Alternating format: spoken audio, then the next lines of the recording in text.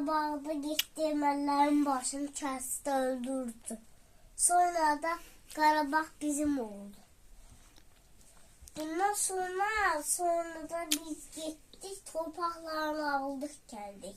Aferin sana. Sonra da var, istəyirsə gəlin göstərin. Bax, bunlar bizim torpaqlarımızdır. Qarabağdan gətirmişik bunu da. Hər şey Qarabağdan gətirmişik bu torpaqlarını. Aferin.